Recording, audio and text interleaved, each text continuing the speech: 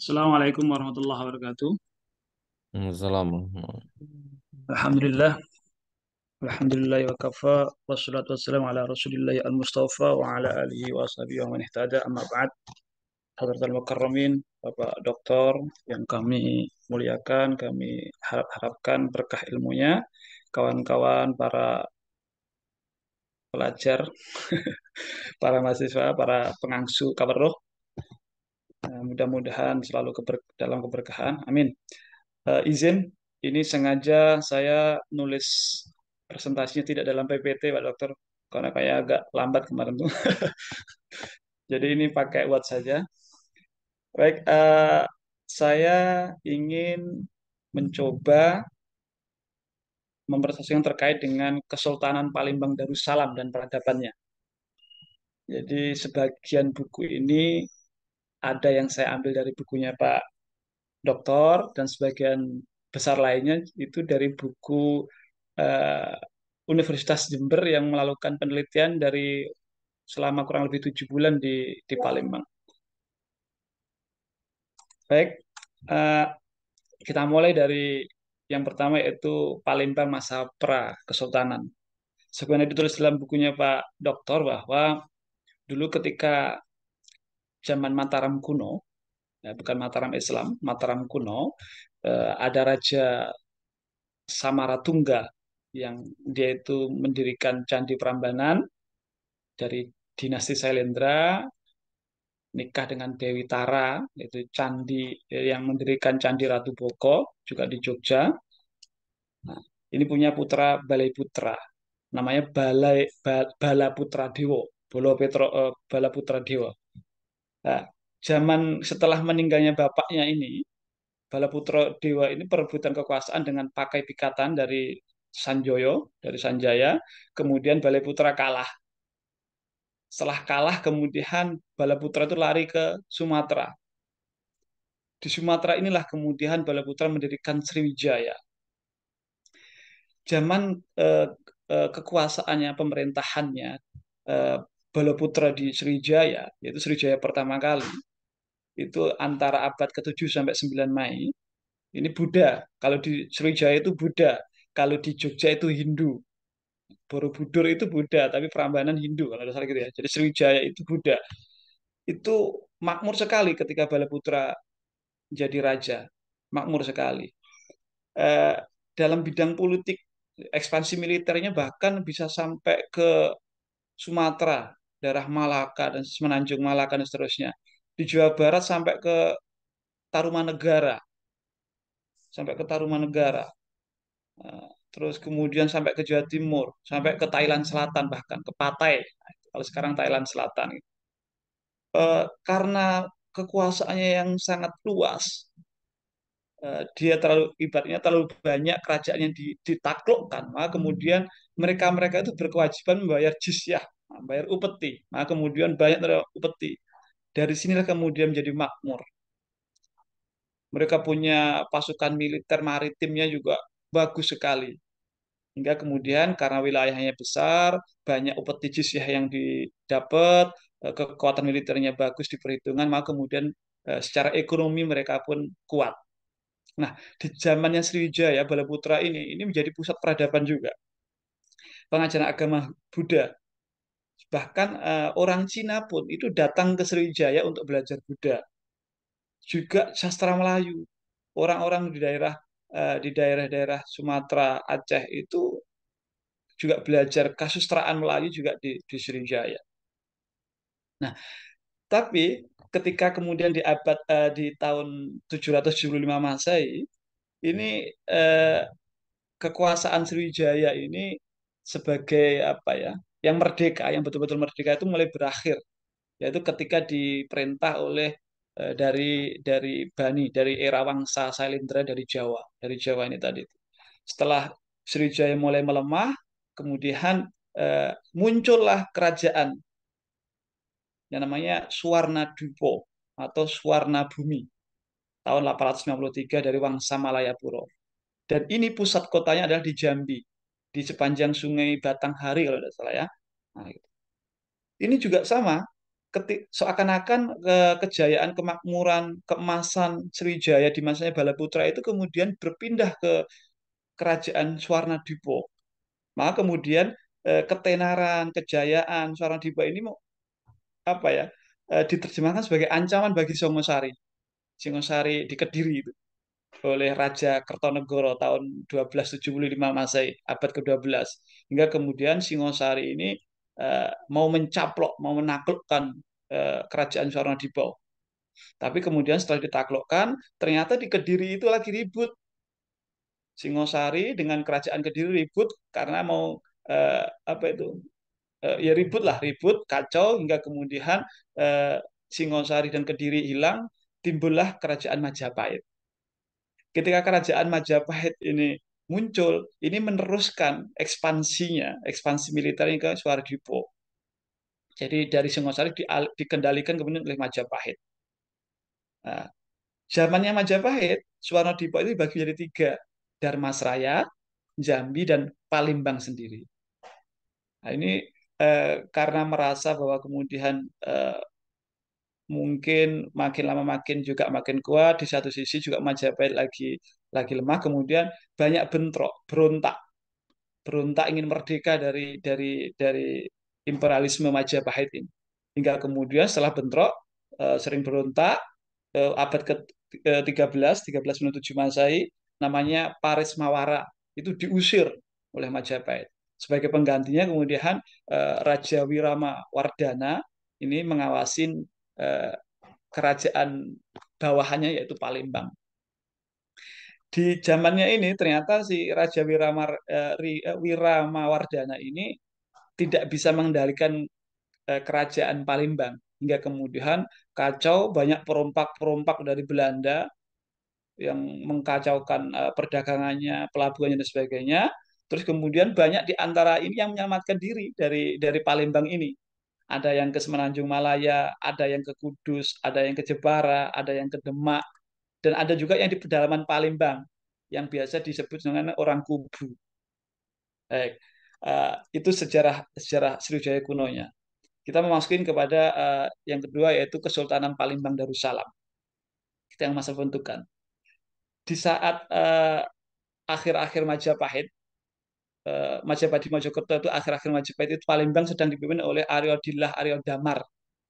Ini kalau kita perhatikan di bukunya Pak uh, Pak Doktor, ini Aryo Damar ini kemudian diislamkan oleh Sunan Ampel gitu ya.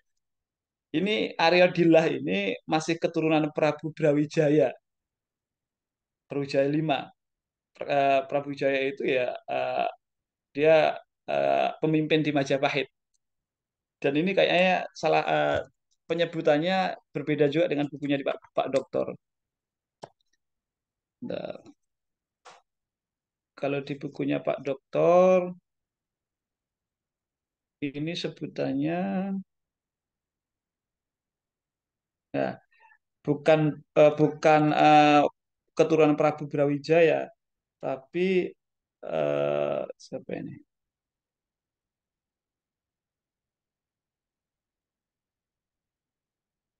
Raja Wijaya.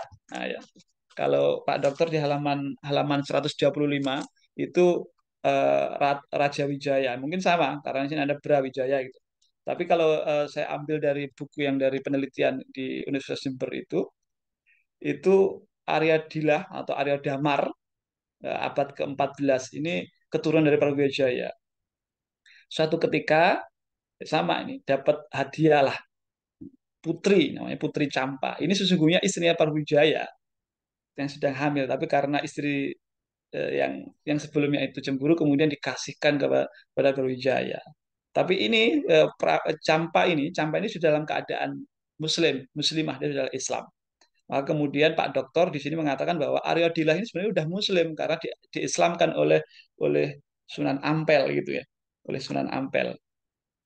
Setelah ini menikah, Aryo Dilah dengan Putri Campa menikah, lahirlah namanya Raden Fatah, Raden Patah. Bersama setelah besar, kemudian setelah dengan saudaranya namanya Raden Kusen, dia pergi ke Majapahit, mendirikan namanya Desa Bintoro. Dengan dukungan Sunan Ampel, yang saya baca itu dikatakan sebagai mertuanya, maka kemudian mendirikan Kesultanan Demak. Karena setelah Raden Patah di Bintoro itu semakin banyak pengikutnya, semakin kuat, seakan-akan juga kayak kerajaan, maka kemudian mendirikan bukan kerajaan tapi Kesultanan Demak karena memang sudah Islam. Setelah kuat, kemudian Raden Patah di saat juga di Mesir ada Muhammad Al-Fatih menaklukkan Konstantinopel, Raden Patah menaklukkan Majapahit. Nah, begitu sebagaimana disampaikan oleh Pak Doktor. Setelah Majapahit ditaklukkan oleh Raden Patah, oleh Demak Bintoro tadi itu, kemudian makin lama makin kuat, Raden Patah bergelar Senopati Jibun Abdurrahman Palembang Saidin Panoto Agomo. Panoto Agomo itu penghulu, ya, kayak kita lah gitu.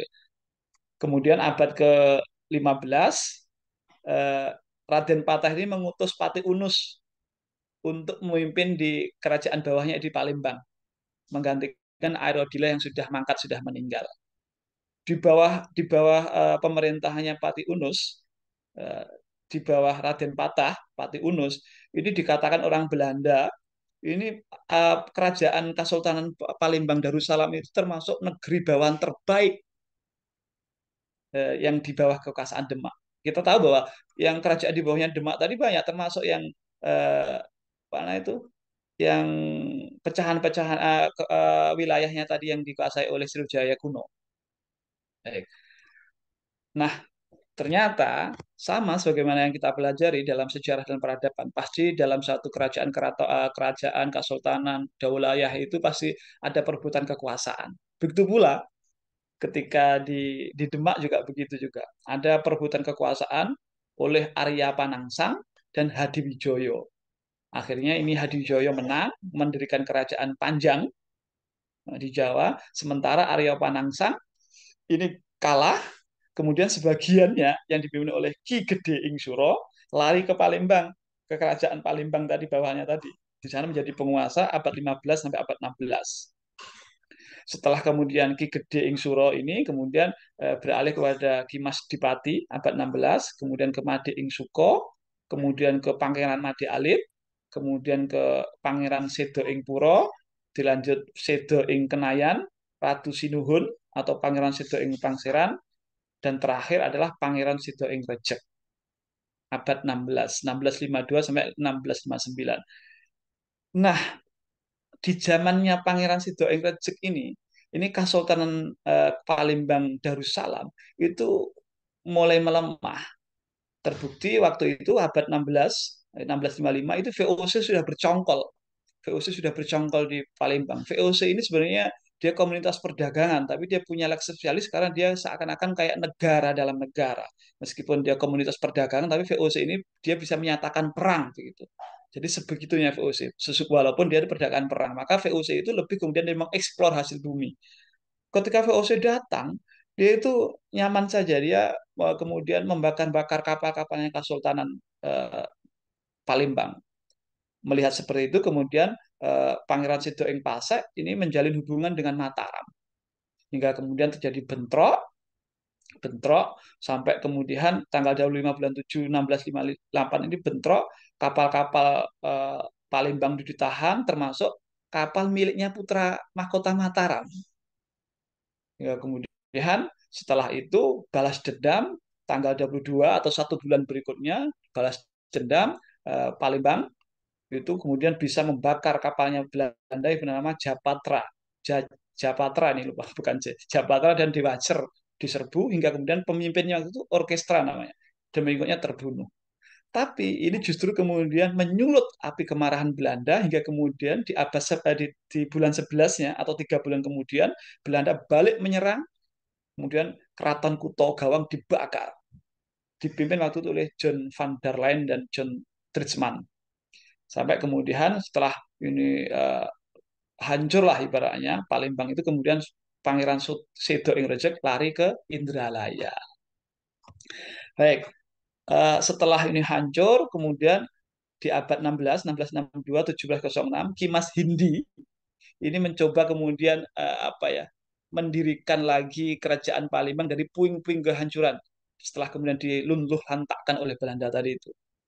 Nah, pandai caranya kemudian eh, ya karena menyadari bahwa itu masih lemah, maka kemudian selain kemudian menjalin hubungan dengan Mataram di Jogja yang memang masih kuat, dia juga menjalin sama Belanda, kompromi lah gitu. Kimas Hindi itu kompromi. Hingga kemudian setelah kompromi kuat, kuat jadi seakan-akan lahir kembali itu keraton Kesultanan Palembang. Kemudian si Kimas Hindi ini bergelar Sultan Abdurrahman tahun 1675 Masehi. Ini seakan-akan kemudian simbol bahwa Palembang di masa Kimas Hindi itu ingin ingin melepaskan diri dari cengkraman dari pengaruh Mataram.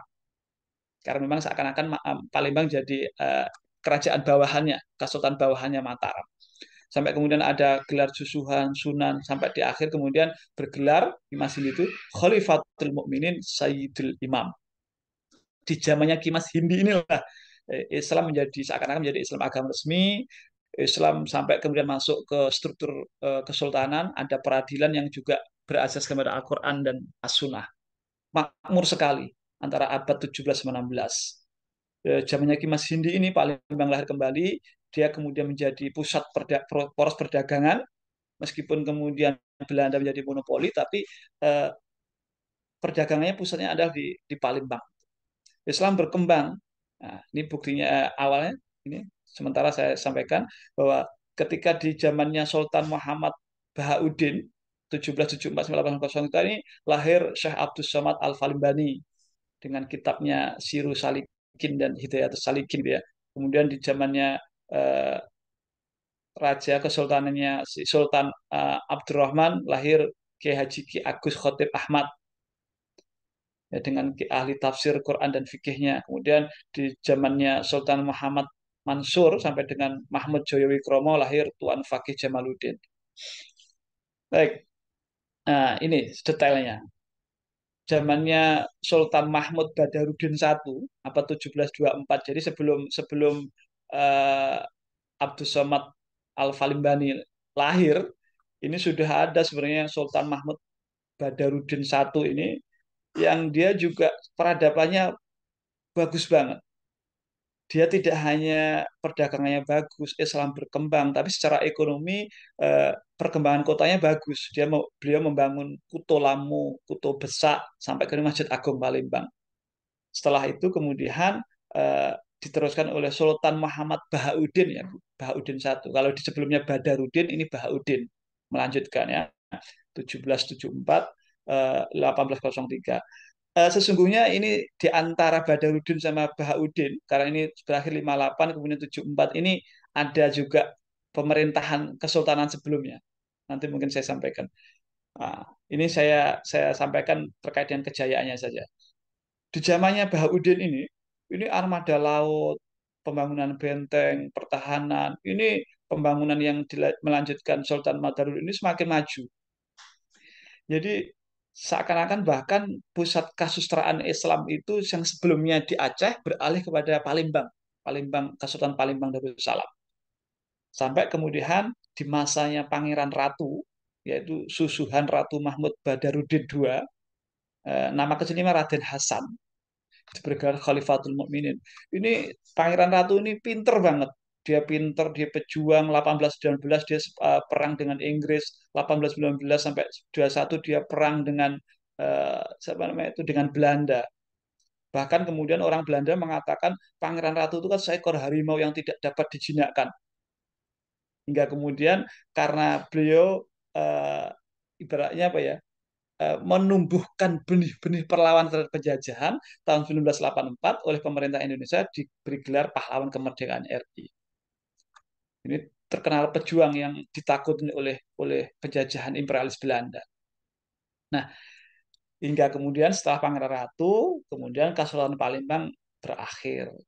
Ini berakhir karena apa? Berakhir setelah kemudian eh, ini nyerang, terus kemudian diserang balik oleh Belanda, terpojok, terus kemudian eh, ditawarin apa diplomasinya Belanda itu dia pakai itu tipu muslihatnya, ayo kita genjatan senjata gitu, kita genjatan senjata saja daripada saya bakar nanti keratonnya Palembang gitu.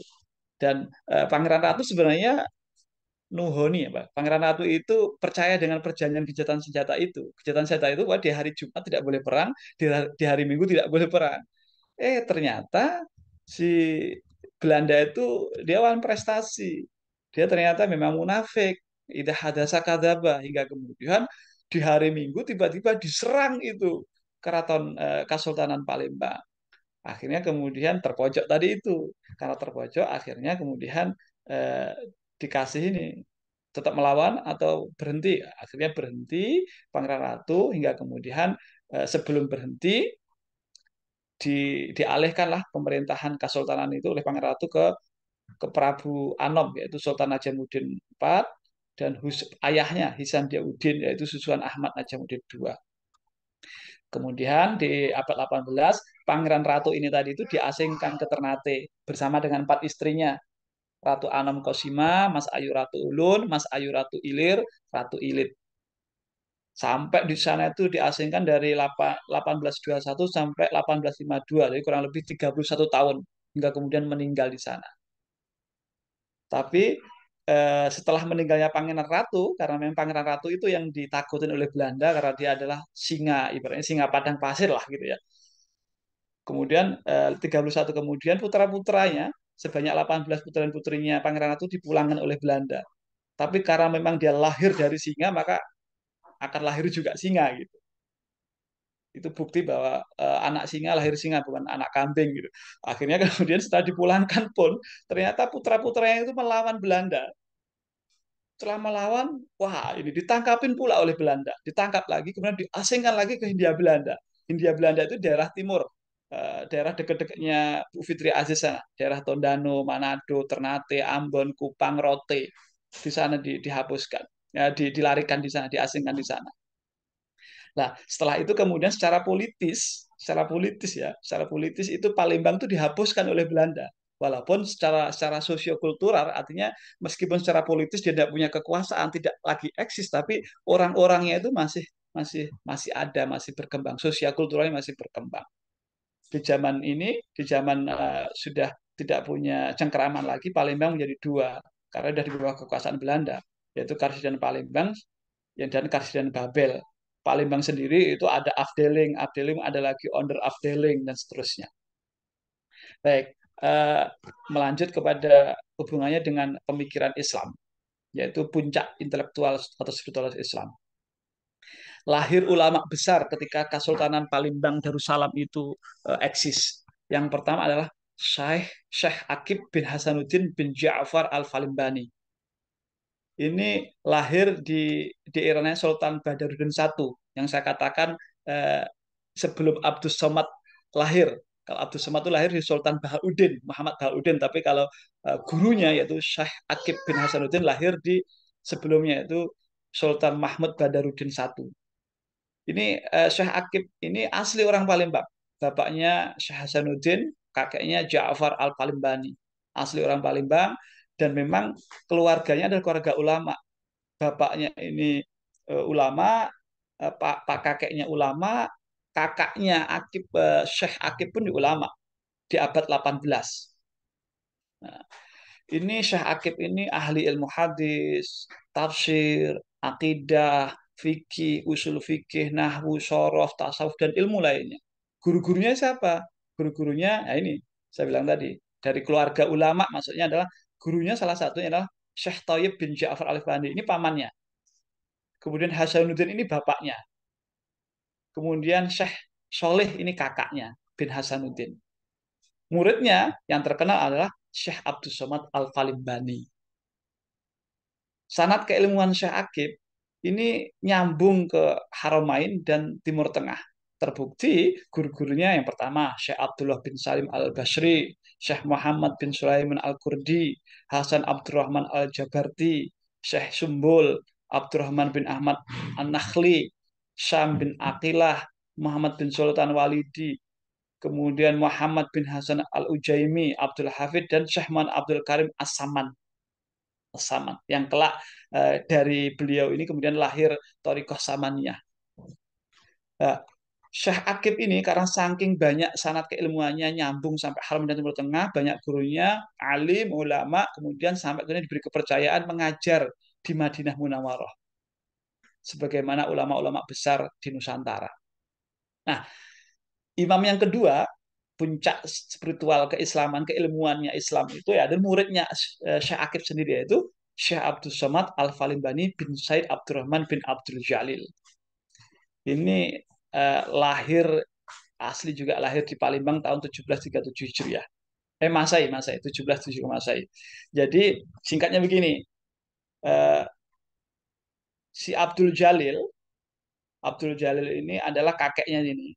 Kakaknya itu ketika di Malaysia, di Kedah itulah menikah dengan Wan Jainab binti Datuk Seri Maharaja Putra Dewa.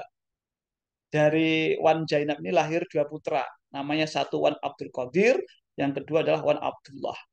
Setelah kemudian Abdul Jalil ini berdakwah ke Palembang, kemudian menikah lagi dengan Raden Ranti, berarti keturunan keturunan Sultan lah ya, Raden. Karena ada yang pangeran, ada Raden. Kalau pangeran itu dia memang anak pangeran lahir dengan anaknya pangeran gitu. Tapi kalau Raden itu pangeran yang dia menikah dengan orang biasa, maka keturunannya namanya Raden. Nah, struktur masyarakatnya Palembang begitu, Kesultanan Palembang. Ada pangeran, ada apa ya? Ada priayi. Pertama itu ada kesultanan, sultan, yang kedua priayi, yang ketiga itu adalah rakyat biasa, dan yang terakhir adalah budak gitu kalau tidak salah begitu. Nah, Raden Pangeran termasuk priayi. Jadi di bawahnya sultan, tapi dia termasuk keturunannya sultan, hanya pangerannya itu nikah dengan orang biasa, maka namanya Raden keturunan. Nah, Abdul Jalil kakeknya Abdul Somad inilah nikah ketika di Bali dengan Raden Janti, lahirlah Abdurrahman, yaitu bapaknya Syekh Abdul Somad tadi. Saya belum ketahuan ini Pak Dokter, bapaknya ini istrinya siapa namanya? Bapaknya Abdul Somad ini Syekh Abdul Somad. Nah, lahirlah Abdul Somad di sini. Jadi sesungguhnya kakeknya itu juga ulama besar karena dia sebelumnya dakwah di Kedah, Malaysia. Abdul Somad nantinya itu lahir setelah menikah lahir namanya Syekhah Fatimah yang di sini nanti jadi gurunya Syekh Nawawi Al-Bantani. Nah, terbukti bahwa Abdul Somad ini ulama besar. Ini ketika di Mekah, ini penyambung juga kalau Pak Dokter bilang penyambung sanad keilmuan Nusantara dengan Haramain dengan Mekah. Karena di Mekah beliau tuh juga belajar dengan Syekh Said Hasan banyak, ya, dari Al Idrus, Abdurrahman Pau, Al Burhan, Athaillah, Al Maki bin Sulaiman. Sementara di Madinah beliau lebih banyak belajar dengan keluarganya dari Syekh Akib ulama Nusantara tadi itu. Eh, karena kan tadi Syekh Akib aja kan belajar di Madinah Munawwarah, maka kemudian banyak ulama-ulama Nusantara yang masih di sana. Maka kemudian ketika Abdul Somad ke Madinah, beliau juga belajar dari ulama Nusantara itu, Syekh Hasanuddin, yaitu bapak kandungnya Syekh Akib, gurunya sendiri. Ya. Kemudian syekh-syekh lainnya yang Syekh Akib yang termasuk guru-gurunya Syekh Akib, termasuk Abdul Karim As-Samani ini. Belum cukup ke Makkah Madinah, kemudian bergeser ke Yaman. Abdul Somad kemudian belajar kepada Syekh Amrullah, kepada Syekh Hafiz Syamsuddin Muhammad. Kemudian bergeser lagi ke Damaskus, Damaskus dari Syamsuddin Muhammad, kemudian dengan Al-Attar, Syekh Ahmad bin Abid Al-Attar. Kemudian bergeser lagi ke Mesir, belajar kepada Syekh Syihab, Syekh Ahmad, Syekh Ibrahim, dan Syekh Muhammad Murtadha Zabidi. Syekh Murad, Ahmad Muhammad, Imaduddin, dan seterusnya, dan masih banyak lagi. Murid-murid dari Syekh Abdul Somad ini diantaranya adalah Abdurrahman Ahdal, Syekh Utsman Ad-Dimyati, yang ini nanti guru dari Syed Ahmad Zaini Dahlan. Ini juga orang Nusantara. Kemudian putrinya sendiri saya katakan, putrinya sendiri adalah Syekhah Fatimah. Syekhah Fatimah ini menjadi gurunya Syekh Muhammad Nawawi Al-Bantani.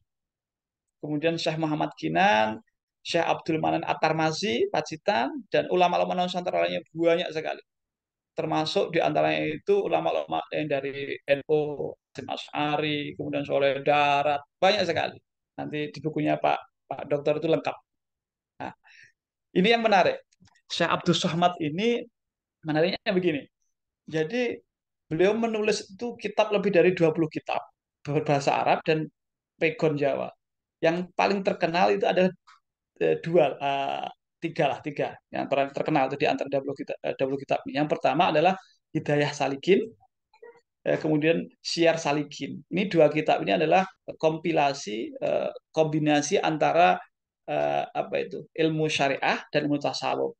Hingga kemudian lahirlah dari ini, menjadi dasar lahirnya tarekat Samaniyah. Karena tadi pernah belajar di Abdul Karim Samani gitu. Setelah ini kemudian, eh, ini lebih tebal, ini tipis, Syiar Salikin yang lebih tebal. Setelah itu kemudian, nah ini, Abdus Somad ini eh, melahirkan kitab Nasihah Muslimin wa Tadhkiratul Mukminin. Ini fikih jihad. Semua kitab-kitabnya sebagaimana diterangkan oleh Pak Dokter ini isinya jihad, jihad, jihad. Dari sinilah kemudian dari kitab Nasihah Muslim ini kemudian ada perlawanan-perlawanan terhadap imperialis penjajahan Belanda. Mataram menyerang Belanda, di Palembang juga menyerang Belanda. Karena memang isi kitabnya ini adalah fikih, penyemangat untuk kemudian menyelamatkan diri, membebaskan diri dari penjajahan dari imperialisme Belanda. Nah, terakhir, eh, dari setelah sekian banyak kontribusinya, Syekh Abdus Somad Al Palimbani ini ternyata juga menurut pembacaan saya berdasarkan bukunya Pak Doktor ini khilafiyah. Apakah beliau dimakamkan di Makla, di Makkah, atau di Thailand Selatan, di Patai itu, atau tidak diketahui di mana, di mana makamnya. Cuman yang jelas, eh, terkait dengan kontribusi peradaban dan pemikiran Islam zamannya Keratonan Sultan Kesultanan Palembang Darussalam itu adalah lahir ulama besar. Dua ulama besar, yang pertama adalah Syekh Akib bin Hasanuddin bin lupa saya bin Ja'far Al Palimbani, dan yang kedua adalah lahir muridnya ketika di eranya Sultan Mahmud Bahauddin satu, yaitu Syekh Abdus Somad, yang tak lain adalah juga sanad ilmunya masih nyambung pada Syekh Akib, yang berarti kemudian nyambung pada Haramain dan Timur Tengah. Begitu, pasti banyak kekurangannya. Mohon maaf, mohon ampun, mohon rela, mohon dilengkapi. Wassalamualaikum warahmatullahi wabarakatuh. Assalamualaikum warahmatullahi wabarakatuh.